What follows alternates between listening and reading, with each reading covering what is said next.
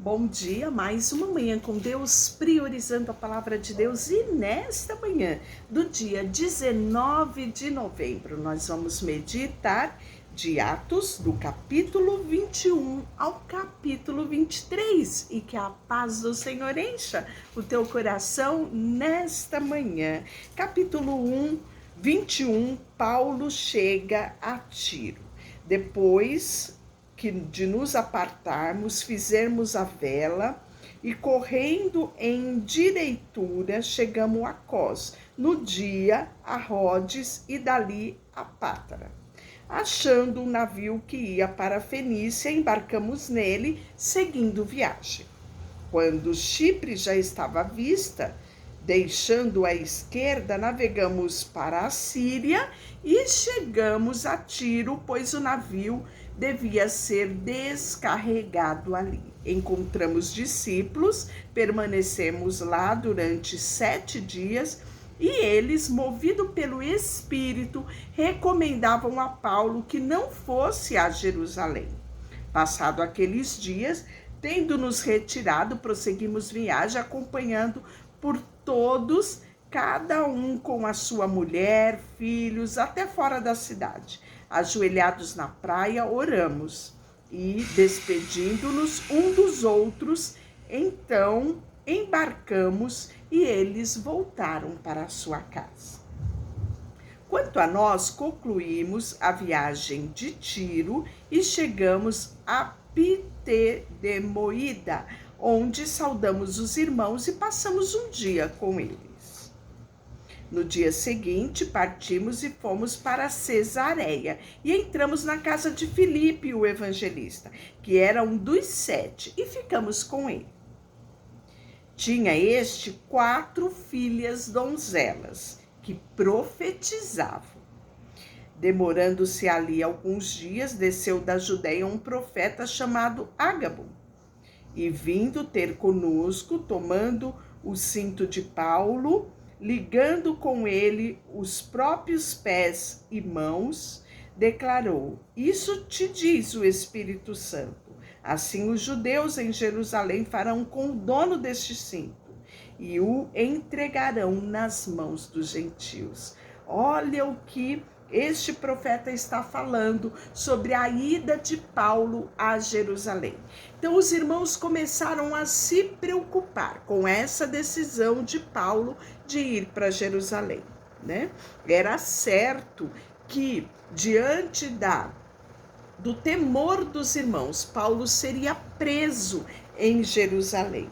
Então os irmãos oraram, você viu aqui que eles unidos foram até a praia, até o último momento de despedida de Paulo, tentando convencer Paulo a não ir a Jerusalém. E aí, consequentemente, Paulo vai chegar em Jerusalém. Isso nos conta o capítulo 21, versículo 17. Tendo nós chegado a Jerusalém, os irmãos nos receberam com alegria. No dia seguinte, Paulo foi conosco encontrar-se com Tiago e todos os presbíteros se reuniram. Tendo-o saudado, contou minuciosamente o que Deus fizera entre os gentios por meio do seu ministério. E ouvindo-os, deram glória a Deus e disseram: bem vês, irmão, quanto dezenas de pessoas há entre os judeus que creram, e todos são zelosos com a lei. Foram informados ao teu respeito que ensina todos os judeus entre os gentios a apostatarem de Moisés, dizendo que não devemos circuncidar os filhos nem andar segundo os costumes dele. Que se há de fazer, pois? Certamente saberão da sua chegada. Então, ou seja, havia uma notícia entre a sinagoga, entre os judeus, que Paulo estava pervertendo os costumes judaicos, orientando aqueles convertidos a não circuncidarem o seu filho. E isso era uma questão de honra para o judeu, né? Então aqui nós estamos vendo que, por conta disso, no versículo 27, quando já estava para findar os 7 dias, os judeus vindos da Ásia, tendo visto Paulo no templo, alvoroçaram-se.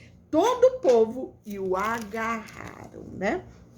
Gritando: israelitas, socorro! Este é o homem que por toda parte ensina todos a serem contra o povo, contra a lei e contra este lugar. Ainda mais introduziu até gregos no templo e profanou o recinto sagrado, né? Então, agitando-se toda a cidade, agarrando Paulo, arrastaram para fora do templo, e imediatamente foram fechadas as portas e procuravam matá-lo, e chegou ao comandante a notícia, o comandante da força, que toda Jerusalém estava amotinada, determinada a matar Paulo. E aproximando-se o comandante, apoderou-se de Paulo e ordenou que fosse acorrentado com 2 cadeias, perguntando quem era e o que havia feito. Na multidão os gritavam de um modo e outro de outros, não podendo ele, porém, saber a verdade por causa do tumulto,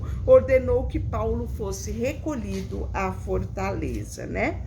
E quando Paulo ia sendo recolhido à fortaleza, disse ao comandante: me é permitido dizer-te alguma coisa? Respondeu: sabe o grego?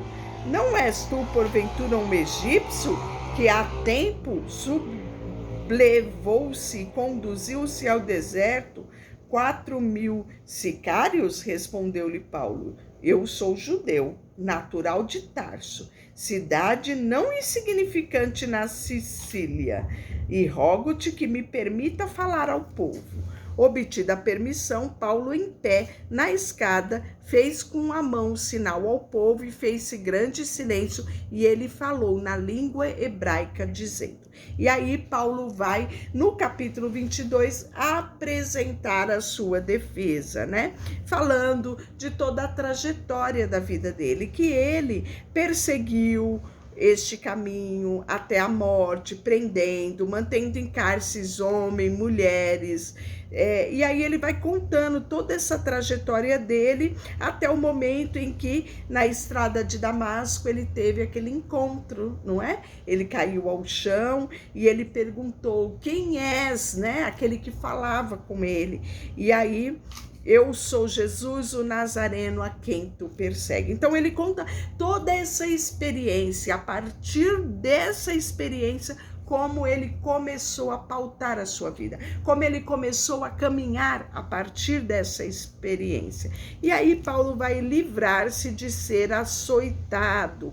Ouviram-se a essas palavras, então gritaram dizendo: tira tal homem da terra, porque não convém que ele viva. Ora, estando eles gritando, arrojando de si as suas capas, atirando poeira para os lados, ordenou o comandante que Paulo fosse recolhido à fortaleza e que sobre açoite fosse interrogado, para saber que motivo e qual era a chamada contra ele. Quando estava amarrado com correias, disse Paulo ao centurião: servos, porventura é lícito açoitar um soldado romano sem este estar condenado? Ouvindo isto, o centurião procurou o comandante e lhe disse: que estás a fazer? Porque este homem é cidadão romano. Vindo o comandante, perguntou a Paulo: diz-me que é romano? E ele disse: eu sou. Respondeu-lhe o comandante: assim me custou grande soma de dinheiro esse título de cidadão. Disse Paulo: pois eu tenho por direito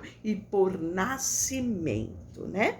E aí imediatamente se afastaram, né? E não açoitaram Paulo, porque ele era cidadão romano, né? E eles tinham todo um protocolo, né? Todo um respeito em relação a um cidadão romano. O Império Romano era uma grande força aqui nessa época. E aí Paulo vai se apresentar no capítulo 23 perante o Sinédrio, né? Então agora vai começar um processo, né? A respeito da vida de Paulo. Vão querer saber, né? Porque não poderiam açoitá-lo sem que tivesse o devido processo legal. Aqui vai iniciar esse devido processo legal para apuração dos fatos que foram imputados contra Paulo. E aí, fitando Paulo nos olhos do sinédrio, disse: varões, irmãos, tenho andado diante de Deus com toda boa consciência até o dia de hoje. Mas o sumo sacerdote Ananias mandou aos que estavam perto dele que lhe batessem na boca. Então lhe disse Paulo: Deus há de ferir-te, parede branqueada. Tu estás aí sentado para julgar-me segundo a lei e contra a lei. Manda-me agredir-me? Os que estavam ao seu lado disseram: estás injuriando o sumo sacerdote de Deus? Respondeu-lhe Paulo: não sabia, irmãos, que ele é sumo sacerdote, porque está escrito: não falarás mal de uma autoridade do seu povo. Sabendo Paulo que uma parte do sinédrio se compunha de saduceus e outra de fariseu, exclamou: varões, irmãos, eu sou fariseu, filho de fariseu. No tocante à esperança e à ressurreição dos mortos, é que eu sou julgado. E aí, né, nós vamos ver que, dita essas palavras, levantou-se grande disserção, né, entre fariseus e saduceus, e a multidão se dividiu, né?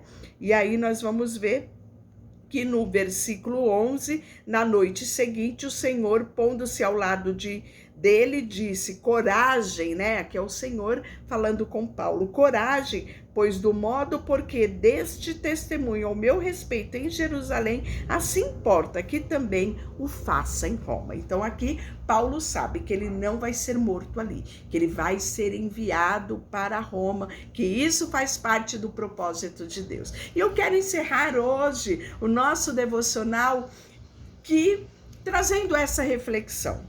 O que acontece na sua vida é plano de Deus? Você tem certeza disso? Devemos caminhar aqui nessa terra, debaixo de um propósito, debaixo de uma convicção.